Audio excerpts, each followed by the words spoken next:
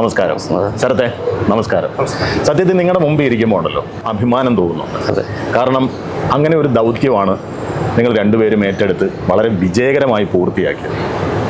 ഞാൻ ചോദിച്ചോട്ടെ, എങ്ങനെയായിരുന്നു ആ ദൗത്യം നിങ്ങളിലേക്ക് വന്നത്? ആദ്യം തന്നെ ദൈവങ്ങളോട് നന്ദി പറയണം. അമ്മ, പിന്നെ നമ്മുടെ കുടുംബക്ഷേത്രം, അവരോട് ആണ് ആദ്യം നന്ദി പറയുന്നത്. ഈ ഒരു കുഴപ്പമില്ലാണ്ട് എത്തിച്ച്. പിന്നെ ജനങ്ങൾ ഭയങ്കര സപ്പോർട്ടായിരുന്നു. പിന്നെ പോലീസുകാരും അവർ പ്രത്യേകം ഇതോട് നന്ദി അറിയിക്കുകയാണ്. അവരെല്ലാവരും കൂടെ ഒത്തൊരുമയോട് കൂടി നിന്നതുകൊണ്ടാണ് ആ ഒരു ദൗത്യം മിഷൻ നന്നായിട്ട് നമുക്ക് പൂർത്തിയാക്കാൻ പറ്റിയത്. പക്ഷേ എങ്കിലും അങ്ങനെ അതായത് ഒരു മണിക്കൂറുകൾക്കുള്ളിൽ ഇന്ന സ്ഥലത്തുനിന്ന് മറ്റൊരു സ്ഥലത്തേക്ക്, ഇത്രയും ദൂരത്തുനിന്ന് ഒരു സ്ഥലത്തുനിന്ന് വേറൊരു സ്ഥലത്തേക്ക്, അതായത് കൊച്ചിയിൽ നിന്ന് തിരുവനന്തപുരത്തേക്ക് ഏറ്റവും ചുരുങ്ങിയ സമയത്തിനുള്ളിൽ ഇത് എത്തിക്കുക എന്നുള്ളതായിരുന്നു നിങ്ങൾ ഏറ്റെടുത്ത ദൗത്യം. എങ്ങനെയായിരുന്നു അത് പിന്നെ ജൈനീഷിലേക്ക് വന്നത്? എന്നിലേക്ക് വന്നത് നമ്മുടെ ഹോസ്പിറ്റലിൽ നിന്ന് പോകാൻ പറഞ്ഞു. അപ്പം ആ ടേൺ എൻ്റെ ടേണായിരുന്നു. എന്നുവെച്ചാൽ എല്ലാ ഡ്രൈവേഴ്സും ഓട്ടം പോയിട്ട് തലേദിവസം ഓട്ടം പോയിട്ടും ഒക്കെ റെസ്റ്റ് ഓട്ടത്തിലായിരുന്നു, വണ്ടി ഓട്ടത്തിലായിരുന്നു. പിന്നെ റെസ്റ്റും അതായിരുന്നു. പിന്നെ എൻ്റെ ടേണിൽ എന്നോട് പോകാൻ പറഞ്ഞു. പിന്നെ കുറച്ച് ഇതായിട്ടുള്ളത് ഞാനായിരുന്നു അവിടെ. ഇത് ഇതിക്ക് മുന്നേ ഞങ്ങൾ ചെയ്തിട്ടുണ്ട്. എന്നുവെച്ചാൽ ഇത് കൊച്ചുങ്ങളിലെ ആദ്യമായിട്ടാണ് കുഞ്ഞിൻ്റെ. എത്ര സമയം എടുത്തിട്ടുണ്ടാവും? 3 മണിക്കൂർ 15 മിനിറ്റ് എടുത്തായിരുന്നു. ഇതിപ്പോ എത്രാമത്തെ മിഷനായിരുന്നു അല്ലെ ദൗത്യമായിരുന്നു നിങ്ങൾ ഏറ്റെടുത്തത്? ഇത് കുറെ നാളായി. ഞാനിത് ചോദിക്കുമ്പോൾ ശരത്ത് വല്ലാതിരുന്ന് ചിരിക്കുന്നു. ഞാൻ പറഞ്ഞല്ലോ, ഇതൊരു ചെറിയ കാര്യമല്ല. പക്ഷെ നിങ്ങൾ ഇത് നിരന്തരം ചെയ്തതുകൊണ്ട് നിങ്ങൾ അത്ര ഈസിനെസ്സിൽ അല്ലേ, അതൊരു എന്താ പറയുന്നത്, നിങ്ങളുടെ ഒരു ഡ്യൂട്ടി എന്നുള്ള നിലയ്ക്കാണ് നിങ്ങൾ അതിനെ കാണുന്നത്. ഇതിപ്പോ എത്രാമത്തെ ദൗത്യമായിരുന്നു അപ്പോൾ? അത് എണ്ണം ഞാൻ കുറെ വർഷമായി ഞാനിവിടെ ഡ്യൂട്ടി ചെയ്യുന്നത്. അമൃതയുടെ സ്റ്റാഫാണ് നിങ്ങൾ? അതെ. അപ്പൊ എണ്ണം നമ്മള് നോക്കിയിട്ടില്ല, എണ്ണി നോക്കിയിട്ടില്ല. അത് ഹാർട്ടായാലും ലിവർ ആയാലും കൈ, പാൻക്രിയാസ്, അതൊക്കെ ഇടയ്ക്കിടയ്ക്ക് നമ്മുടെ ഹോസ്പിറ്റലിൽ ചെയ്യാറുണ്ട്. അപ്പോൾ അത് ഓരോ ഹോസ്പിറ്റലിൽ നമ്മൾ എടുത്തുകൊണ്ട് വരാറുണ്ട്. ശരത്തായിരുന്നല്ലോ ഇതിന്റെ കൂടെ, അതായത് ജൈനീഷിന്റെ കൂടെ അന്നുണ്ടായിരുന്ന ആള്. എന്തായിരുന്നു ശരത്തിന്റെ ഡ്യൂട്ടി എന്ന് പറഞ്ഞു കഴിഞ്ഞാൽ, സാധാരണ നമ്മൾ ഇതുള്ള മിഷനൊക്കെ ചെയ്യുന്ന സമയത്ത് ഒറ്റയ്ക്കാണ് പോകാറുള്ളത്. ഞാനും ചെയ്തിട്ടുണ്ട്, ജൈനീഷേട്ടൻ ചെയ്തിട്ടുണ്ട്, മറ്റുള്ള ഒരുപാട് ഡ്രൈവേഴ്സ് ഇതേണൊക്കെ മിഷൻ ചെയ്തിട്ടുണ്ട്, നല്ല രീതിക്ക് ചെയ്തിട്ടുണ്ട്. ഇതിപ്പം ഇത്രയും ഇത് വരാനുള്ള കാരണം എന്ന് പറഞ്ഞാൽ ആ കുഞ്ഞിൻ്റെ പ്രായം, പിന്നെ സ്വീകരിക്കുന്ന കുഞ്ഞുങ്ങളുടെ പ്രായം, മെയിനായിട്ട് കുട്ടികളാണല്ലോ.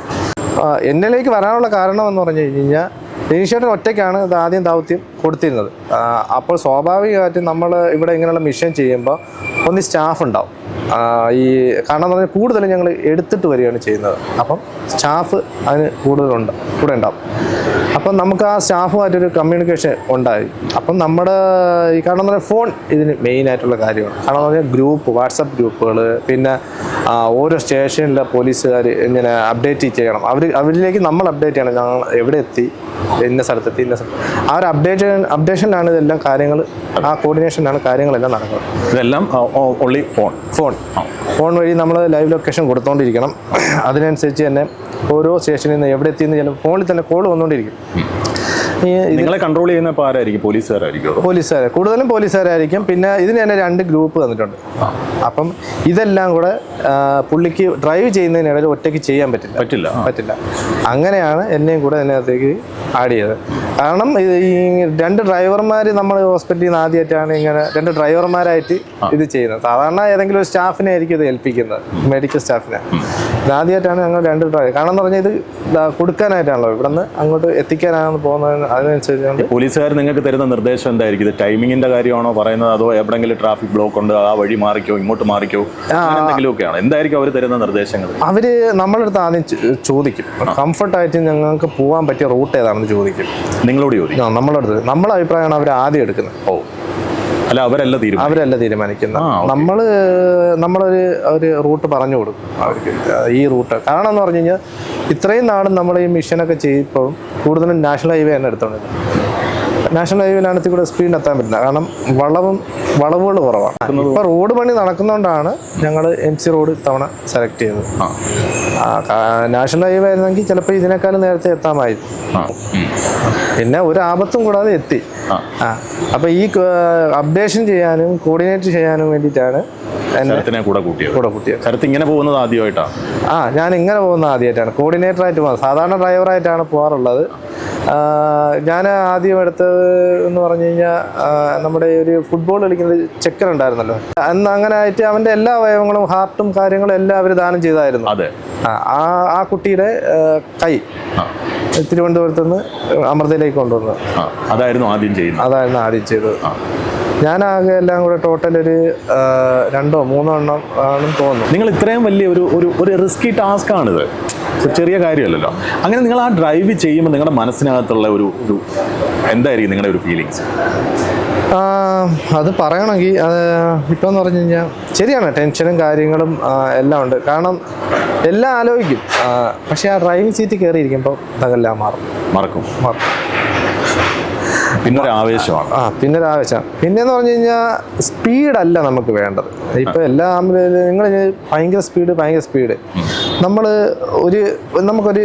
നമ്മളൊരു സ്പീഡ് നമ്മുടെ മനസ്സിൽ തന്നെ നിശ്ചയിക്കുക, ഒരു 80 അല്ലെങ്കിൽ 90 അത് നമ്മൾ മെയിൻറ്റെയിൻ ചെയ്യുക, അത്ര മതി. അല്ലാതെ ഈ 120 പോകണം 150 പോകണമെന്നൊന്നും ഞാൻ പറയാറില്ല. അത് കാരണം ഇതൊക്കെ പഠിപ്പിച്ചെന്ന് ജെനീഷേട്ടൻ തന്നെയാണ്. പുള്ളിയിലൂടെയുള്ള എക്സ്പീരിയൻസ് ആണ് ഇതൊക്കെ എന്നെ പഠിപ്പിക്കുന്നത്. യഥാർത്ഥത്തിൽ ഇതൊക്കെ പറയേണ്ട ആളും ജയനീഷ് തന്നെയാണ്. ജയനീഷ് വളരെ കുറച്ച് മാത്രം സംസാരിക്കുന്നു, നമ്മൾ കണ്ടുവല്ലോ. ഞാൻ പല കാര്യങ്ങളും ചോദിക്കുമ്പോൾ വളരെ ചെറിയ ക്യാപ്സൂൾ പരുവത്തിലാണ് പുള്ളി പറയുന്നത്. അതുകൊണ്ടാണ് പല കാര്യങ്ങളും ഇപ്പോൾ ശരത്ത് ഏറ്റെടുത്ത് പറയുന്നത്. സത്യത്തിൽ ശരത്തിന്റെ ഗുരു ജയനീഷാണ് അല്ലേ? ഓക്കെ, അപ്പൊ ഗുരുവിന് വേണ്ടി ശിഷ്യൻ സംസാരിക്കുന്നു എന്ന് വിചാരിച്ചാൽ മതി. ഓക്കെ, പറഞ്ഞു. അപ്പൊ അന്ന് എത്ര കിലോമീറ്റർ സ്പീഡിലായിരുന്നു നിങ്ങൾ പോയത്? അന്ന് അധികം സ്പീഡൊന്നും ഇല്ലായിരുന്നു. പിന്നെ പോലീസുകാരാണ് നമുക്ക് മുന്നേ പോകണം. നമ്മൾ ആ വണ്ടി നോക്കണം, അതിനകത്തിരിക്കുന്ന പോലീസുകാർ നോക്കണം. വണ്ടി സ്പീഡിന് പോകും, പക്ഷെ നമ്മൾ പിടിച്ചു നിർത്താനാണ് ഏറ്റവും കൂടുതൽ പാടുപെടുന്നത്. ഈ പിടിച്ചു നിർത്താനുള്ള കഴിയില്ലാത്തതുകൊണ്ടാണ് ആക്സിഡന്റ് ഉണ്ടാകുന്നത്. സ്പീഡിന് ആർക്കും ഓടിക്കാം, അത് കൺട്രോൾ ചെയ്ത് നിർത്തുക എന്നുള്ളതാണ് കാണുന്നത്. അതുകൊണ്ട് ആ ഒരു മിനിമം സ്പീഡിലേ പോയിട്ടുള്ളൂ. ശരത്ത് ഈ ആംബുലൻസ് ഫീൽഡിലേക്ക് വരാനുള്ള എന്തെങ്കിലും കാരണം കൊണ്ടാണോ അതോ അവിചാരിതമായിട്ട് വന്നതാണോ? കാരണങ്ങളും ഉണ്ടൊന്നുമല്ല. ഡ്രൈവിംഗ് പണ്ടേ ഭയങ്കര ക്രൈസായിരുന്നു. പിന്നെന്ന് പറഞ്ഞു കഴിഞ്ഞാൽ എൻ്റെ ഫീൽഡ് ഇതുമല്ലായിരുന്നു. ഞാൻ ഒരു വെൽഡറായിരുന്നു, ഗൾഫിലായിരുന്നു. എവിടെ? സൗദിയിലായിരുന്നു. കുറച്ച് നാളെ നിന്നോളൂ, ഒരു 2 കൊല്ലത്തോളം നിന്നിട്ടുള്ളൂ അവിടെ. അത് കഴിഞ്ഞ് നാട്ടിലേക്ക് വന്ന് നിന്നപ്പോൾ ഇവിടെ തന്നെ എൻ്റെ സുഹൃത്ത് തന്നെ, എൻ്റെ സഹപാഠി ജയേഷ് എന്ന് പറയും, അവനാണ് എന്നെ ആദ്യമായിട്ട് ഇങ്ങോട്ട് ക്ഷണിക്കുന്നത്. നീ നാട്ടിൽ വെറുതെ ഇരിക്കുകയല്ലേ, ഇവിടെ വേക്കൻസി ഉണ്ട്. അപ്പോൾ ആംബുലൻസിലേക്കല്ല കേട്ടോ ഞാൻ വരുന്നത്, ഡ്രൈവിങ്ങിനൊരു ക്രൈസ് ഉണ്ട്. അപ്പോൾ ഇവിടെ കാർപോൾ എന്ന് പറഞ്ഞ ഡിപ്പാർട്ട്മെൻ്റ് ഉണ്ട്, ആ ഡിപ്പാർട്ട്മെൻറ്റിലേക്കാണ് ആദ്യം വരുന്നത്. അവിടെ ഏകദേശം 5 വർഷത്തോളം നിന്നു. അത് കഴിഞ്ഞതിന് ശേഷമാണ് ഞാൻ ആംബുലൻസിലേക്ക് മാറുന്നത്. ഇപ്പം ആംബുലൻസിലാണ് 5 വർഷമായി. ആദ്യമായിട്ട് ആ സീറ്റിൽ കയറി ഇരുന്നപ്പോൾ ആദ്യമായിട്ട് ഒരു ആംബുലൻസ് സീറ്റിൽ കയറിയുമ്പോൾ ഭയങ്കരമായ എന്താണ് ഒരു ആ സമയത്തല്ലേ പ്രായത്തിൻ്റെതായ ഒരു എടുത്തുചാട്ടവും. കാരണം എന്ന് പറഞ്ഞു കഴിഞ്ഞാൽ അതങ്ങനെയാണ്. നമ്മൾ പിന്നെ എക്സ്പീരിയൻസ് ചെയ്ത് വരുമ്പോഴേ നമ്മളിത് എങ്ങനെ സത്യം പറഞ്ഞ കെയറാണ്, സ്പീഡല്ല ആവശ്യം. ആംബുലൻസിന് കെയറാണ് ആവശ്യം. പേടിച്ചിട്ടുണ്ട്, ഒരുപാട് സാധനങ്ങൾ പേടിക്കുന്നുണ്ട്. നമുക്ക് പേടി വരുന്നതെന്ന് പറഞ്ഞു കഴിഞ്ഞാൽ നമുക്ക് സ്പീഡിൽ പോകാൻ പറ്റിയില്ല എന്നുള്ളതല്ല പേടി വരുന്നത്. നമ്മൾ കൊണ്ടുപോണ പേഷ്യൻറ്റിന് ഈ പോണ വഴിയിൽ ആ ഒരു ക്രിട്ടിക്കലിലേക്ക് മാറുമ്പോൾ പേടിച്ചിട്ടുമുണ്ട്. അപ്പം നിങ്ങൾ ഏറ്റവും കൂടുതൽ കെയർ ഏറ്റെടുക്കുന്നത് ഏത് സാഹചര്യത്തിലുള്ള രോഗികളെ കൊണ്ടുപോകും? കുട്ടികളുടെയാണ് നമ്മൾ ഏറ്റവും കൂടുതൽ കെയർ നോക്കുന്നത്. കാരണം അതിലാണ് നമുക്ക് സങ്കടം. കാരണം എന്ന് പറഞ്ഞു കഴിഞ്ഞാൽ എനിക്കൊരു കുഞ്ഞുണ്ട്, അവനാകെ 3 വയസ്സായിട്ടേ ഉള്ളൂ. സ്വാഭാവികമായിട്ട് നമ്മൾ അതൊക്കെ ഓർക്കും. ഏതൊരു കുഞ്ഞിനെ കുഞ്ഞുങ്ങളുടെ കേസ് വരുമ്പോൾ നമ്മൾ കൂടെ ഏറ്റവും കൂടുതൽ കെയർ എടുക്കുന്ന കുഞ്ഞുങ്ങളുടെ കേസ്. ഞാൻ ഉച്ചയ്ക്ക് തിരുനെൽവേലി എന്നൊരു എനിക്ക് 3 മാസം പ്രായമുള്ള കുഞ്ഞ് വെന്റിലേറ്ററാണ് ഞാൻ എടുത്തിട്ട് വന്നിട്ടുണ്ടായിരുന്നു. ഇന്നലെയാണ് വന്നത്. എന്ന് പറഞ്ഞു കഴിഞ്ഞാൽ ഒരു ഫുൾ നൈറ്റായിരുന്നു ഡ്രൈവ്. ഇവിടെ നിന്ന് 3 മണിക്ക് പോയി തിരിച്ചിവിടെ എത്തിയപ്പോൾ രാവിലെ 6 മണിയായി. ഇങ്ങനെ ഈ കണ്ടിന്യൂസ് ഇരുന്ന് ഡ്രൈവ് ചെയ്യുമ്പോഴേ ശാരീരികമായിട്ട് നിങ്ങൾക്ക് ബുദ്ധിമുട്ടൊക്കെ? ഞാനത് നിങ്ങൾ രണ്ടുപേരോടുമായിട്ട് ശാരീരികമായിട്ട് ബുദ്ധിമുട്ടുണ്ടാകും. കാരണം ഉറക്കം, ഭക്ഷണം ഒക്കെ. ഭക്ഷണം പിന്നെ നമ്മൾ പക്ഷേ എങ്ങനെയെങ്കിലും സഹിക്കും. ഉറക്കമാണ് നമ്മുടെ. എന്നാലും കുഴപ്പമില്ല, നമ്മൾ പിന്നെ ആ ജോലിയെ സ്നേഹിക്കുന്നുള്ളതുകൊണ്ട് ഇതെല്ലാം മറക്കും. മറന്നു ആ, ഈ പിന്നെ മറ്റു കുട്ടികളുടെ, അതായത് ഈ അവയവം ദാനം ചെയ്ത് അല്ലെ സ്വീകരിക്കാൻ നിന്ന ആ കുട്ടി അവരുടെ ആൾക്കാരൊക്കെ രണ്ട് പറഞ്ഞു നിങ്ങളെ കണ്ടപ്പോൾ സത്യം പറഞ്ഞു കഴിഞ്ഞാൽ ദൈവതുല്യരായ രണ്ടുപേര് ആ രീതിയിലായിരിക്കണമല്ലോ നിങ്ങളെ കണ്ടിരിക്കുന്നത്. അവർക്ക് ടെൻഷനും കാര്യങ്ങളും ഉണ്ട്. അപ്പൊ പിന്നെ നമ്മള് ചെന്ന് നമ്മളെ കെട്ടിപ്പിടിച്ച് കരഞ്ഞു. എന്ത് തോന്നി ആ ജനീഷ് ആ സമയത്ത്? വല്ലാത്തൊരു നിർവൃതി അല്ലേ? ജനീഷ് വിവാഹിതനല്ലേ? എത്ര കുട്ടികളുണ്ട്? ഒരു കുട്ടി. മോളോ മോനോ? മോൻ. എന്താ പേര്? 10ൽ പഠിക്കുന്നു. അപ്പൊ വലിയ ആളായി. ലൈഫ് വീട്ടിൽ തന്നെ. നമ്മുടെ ഒരു റോഡിന്റെ ഒരു സംസ്കാരം, ശരത്തിന്റെ ഒരു എക്സ്പീരിയൻസ് വെച്ചിട്ട് എങ്ങനെയുണ്ട്? ഓക്കെ ആണോ? ഞാൻ അത്രയും വലിയ എക്സ്പീരിയൻസ് ഉള്ള ഒരാളല്ല.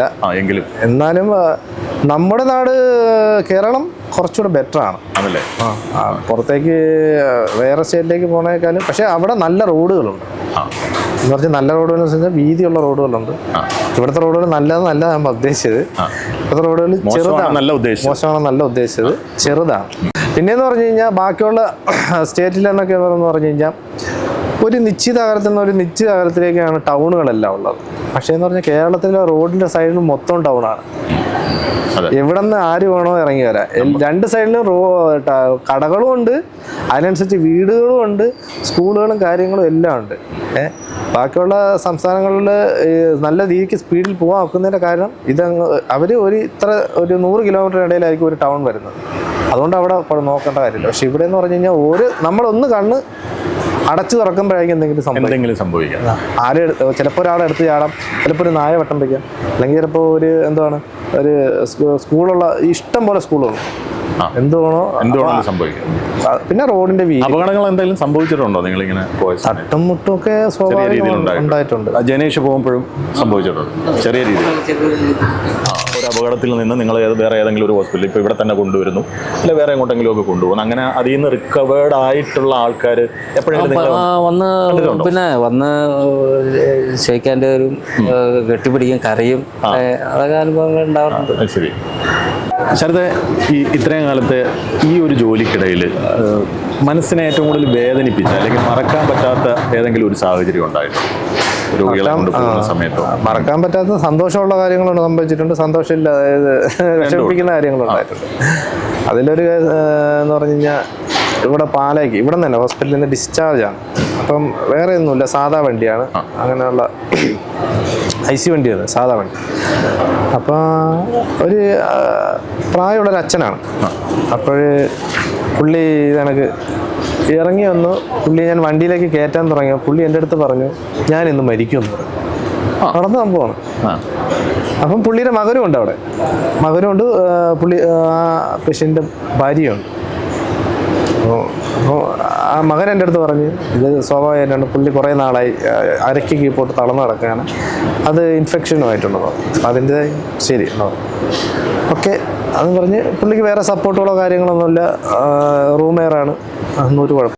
പൊയ്ക്കൊണ്ടിരിക്കുന്ന വഴിക്ക് പോയി, കാരണം അത്രയ്ക്ക് പ്രശ്നങ്ങളൊന്നുമില്ലല്ലോ എന്ന് പറഞ്ഞ് ആ രീതിക്ക് പോയി. സൈറനൊന്നും ഇട്ടിട്ടില്ല, സാധാ വണ്ടി പോകുന്ന കണക്ക് തന്നെ ഹോസ്പിറ്റലിലേക്ക് പോയി. ഇടയ്ക്ക് വെച്ച് വെള്ളം വേണമെന്ന് പറഞ്ഞു പുള്ളി. എൻ്റെ കയ്യിൽ നിന്ന് വെള്ളം എടുത്ത് അമ്മയെ ഏൽപ്പിച്ച് അമ്മ വെള്ളം കൊടുത്തു. ഇപ്പം തിരിച്ചു വന്നു, വീണ്ടും പോയി. ഹോസ്പിറ്റലിൽ എത്തിയപ്പോഴാണ് പുള്ളി മരിച്ചു എന്നറിയുന്നത്. പുള്ളി മരിച്ച കാര്യം നിങ്ങൾ അറിഞ്ഞില്ല? നിങ്ങൾ അവിടെ ചെന്ന് ആ കൂടെ ഇരുന്ന ഭാര്യയും അറിഞ്ഞില്ല, ഞാനും അറിഞ്ഞില്ല. മകൻ സ്വന്തം കാറിലാണ് വന്നത്. അതൊരു വല്ലാത്ത അനുഭവമായി. പുള്ളി വണ്ടിയിലേക്ക് കയറുമ്പോൾ എൻ്റെ അടുത്ത് അത് പറയുകയും ചെയ്തു. ഈ കോർഡിനേറ്ററായിട്ട് എന്നെ വെയിൻ വിടാനായിട്ട്, കാരണം ഞാൻ ട്രിവാൻഡ്രംകാരാണ്, തിരുവനന്തപുരം കിളിമാനൂരാണ് എൻ്റെ സ്വദേശം. അപ്പോഴേ ആ റൂട്ട് പുള്ളി ജെനീഷേട്ടൻ കുറച്ച് നാളുകളായി ആ റൂട്ട് സഞ്ചരിച്ചിട്ട്. അപ്പം അവിടുത്തെ വളവും തിരിവുകളും ഒക്കെ എനിക്ക് കാണാപ്പാടമാണ്. അങ്ങനെയാണ് ശരത്തിനെ അതിനായിട്ട് നിയോഗിക്കുന്നത്. ഇതെല്ലാം ഒരു നിമിത്തമാണ് അല്ലേ? ഓക്കെ, അപ്പൊ അതിനി സംഭവിക്കട്ടെ. ഓക്കെ. പിന്നെന്ന് പറഞ്ഞു കഴിഞ്ഞാൽ അന്ന് നമുക്ക് പോലീസുകാരോടും പിന്നെ ജനങ്ങളോടും എങ്ങനെ ഇത്, കാരണം അത്രയും വലിയ ഇതായതുകൊണ്ട് എങ്ങനെ നന്ദി പറയണമെന്ന് നമുക്ക് അറിയത്തില്ലായിരുന്നു. പോലീസുകാർക്ക്, പോലീസ് ഡിപ്പാർട്ട്മെൻറ്റിനും ഇതിന് സഹായിച്ച ജനങ്ങൾക്കും അമൃത ഹോസ്പിറ്റലിൻ്റെ പേരും ഞങ്ങളുടെ രണ്ടുപേരുടെയും പേരിൽ ഞാൻ നന്ദി അറിയിച്ചു. അല്ല, അത് ശരത്ത് പറഞ്ഞ ഒരു വലിയ കാര്യമാണ്. അതും കൂടെ ഞാനൊന്ന് സൂചിപ്പിക്കാം. കാരണം നമ്മൾ എന്തൊക്കെ പറഞ്ഞാലും പലർക്കും പല രാഷ്ട്രീയമുണ്ട്, പല തരത്തിലുള്ള പല വികാരങ്ങളും ഉണ്ട്, അതൊക്കെ ഉണ്ട്, ശരിയാണ്. പക്ഷേ പലപ്പോഴും ഇതിനു മുമ്പ് ഇതുപോലുള്ള മിഷൻസ് നമ്മുടെ കേരളത്തിൽ സംഭവിച്ചിട്ടുണ്ട്. അന്നും ഇതുപോലെ തന്നെയായിരുന്നു. നമ്മൾ മലയാളികൾ ഒന്നടങ്കം, അതായത് പ്രത്യേകിച്ച് റോഡിലിറങ്ങുന്ന ഏതൊരു മലയാളിയും ഏതൊരു മനുഷ്യനും ആ സമയത്ത് ആ സംരംഭത്തോടൊപ്പം മാനസികമായി ശാരീരികമായി ചേരുന്നു എന്നുള്ളതാണ് ഏറ്റവും വലിയൊരു പ്രത്യേകത. അവിടെയാണ് മനുഷ്യൻ മനുഷ്യനായി മാറുന്നത്. ഇവിടെയും സംഭവിച്ചതാണ്. എന്തായാലും ഇതിനൊക്കെ നേതൃത്വം വഹിക്കാൻ ഇവർക്ക് രണ്ടുപേർക്കും കിട്ടിയ ആ ഒരു ഭാഗ്യം എന്ന് തന്നെ പറയാം. ആ ഭാഗ്യം ഇനിയും ഇവർക്ക് തുടർന്നുണ്ടാകട്ടെ. ഒരുപാട് ജീവൻ ഇവർക്ക് രക്ഷിക്കാൻ സാധിക്കട്ടെ എന്ന് മാത്രം ആശംസിക്കുന്നു. അവരോടൊപ്പം ഇരുന്നുകൊണ്ട് ഞാനും.